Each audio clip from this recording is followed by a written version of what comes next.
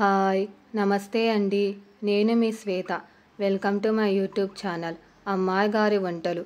Today recipe is Diwali special peanut laddu. దాని తయారీ విధానం చూద్దాం. Let us start the recipe.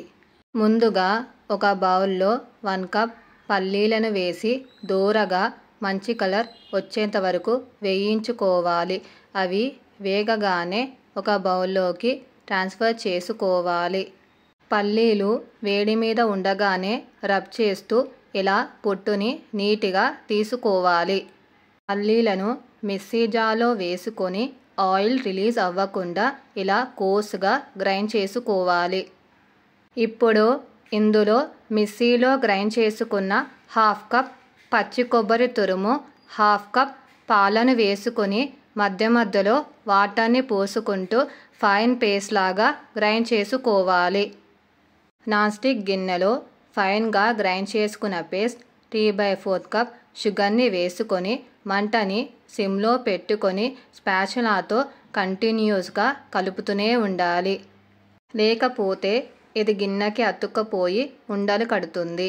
ఇలా కంటిన్యూస్గా కలపడం వలన కొద్దిసేపటికి ఆయిల్ రిలీజ్ అవుతుంది.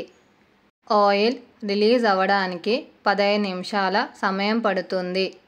మంటని సిమ్లో పెట్టి చేస్తే 15 నిమిషాల సమయం పడుతుంది, లేదా హై ఫ్లేమ్లో చేస్తే తొందరగా అయిపోతుంది.